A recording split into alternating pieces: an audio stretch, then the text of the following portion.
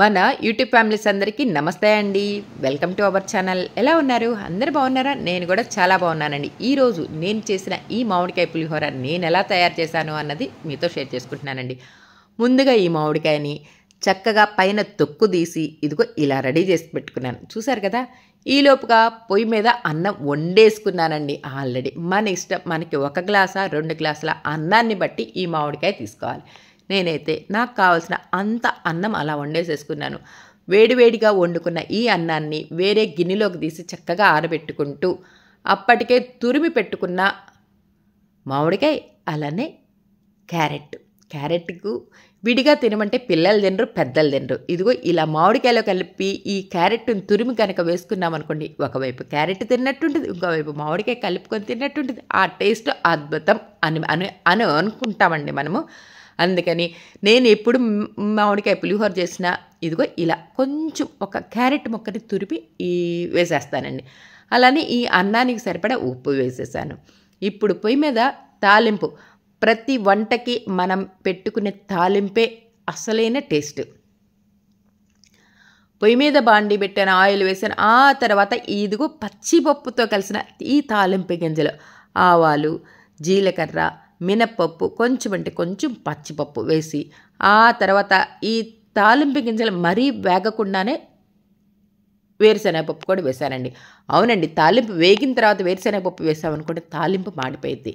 అందుకని నేను ఈ వేరుశనగపప్పు కూడా వేగుతూ ఉండంగా అల్లము, దంచి పెట్టుకున్న అల్లాన్ని కూడా వేసేసాను. చక్కగా అలా ఫ్రై అవుతూ ఉండంగా అప్పుడండి ఎండుమిరపకాయలు కూడా వేసేసాను.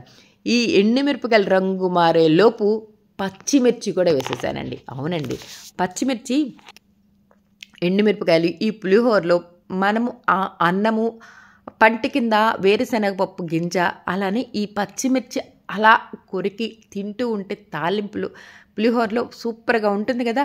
అలానే తాలింపులో కొంచెం ఇంగువ కూడా యాడ్ చేశానండి. ఆల్రెడీ తాలింపులో తాలింపు గింజలు వేశాను, అలానే ఈ ఎండుమిరపకాయలు, అల్లము, పచ్చిమిర్చి వేశాను, వేరుశనగపప్పు వేశాను. ఇప్పుడు కొంచెం పసుపు కూడా వేశాను. ఇప్పుడు కరివేపాకు కూడా వేసేసాను. చక్కగా ఫ్రై అయిపోయిన ఈ తాలింపుని ఆ తర్వాత అప్పటికే అన్నంలో మామిడికాయ తురుము, కరివేపాకు, అదేంటబ్బా, క్యారెట్ తురుము వేసి పెట్టుకున్నాను కాబట్టి ఉప్పు కూడా వేసాను కదా. మొత్తం కలిసిపోయేటట్టుగా ఈ అన్నాన్ని అంతా అలా కలిపేసేస్తే పులిహోర రెడీ. అప్పటికే ఏం చేసాము, ఒకవైపు ఈరోజు బీరకాయ పప్పు, మామిడికాయ పులిహోర తయారు చేశాను. బీరకాయ పప్పే కాదండి, మామిడికాయ పప్పు కూడా చేసుకోవచ్చు చక్కగా. ఇంకా 2-3 కాయలు ఉన్నాయండి. ఇంకొకసారి మామిడికాయ పప్పు నేను ఎలా చేశాను అన్నది ఇంకొక వీడియోలో మీతో షేర్ చేసుకున్నాను. ఎలా ఉంది నేను చేసిన ఈ మ్యాంగో పులిహోర, అదే రండి మామిడికాయ పులిహోర. మీకు నచ్చితే లైక్ చేయండి, షేర్ చేయండి, సబ్స్క్రైబ్ చేసుకోవడం మర్చిపోవద్దు. మీరు కూడా ఇంతే చేసుకుంటారండి. నేను కూడా అలానే చేశాను. ఆ తర్వాత ఇదిగో చక్కగా ఇలా ప్లేట్లో పెట్టుకొని తినడానికి రెడీ అయిపోయాను.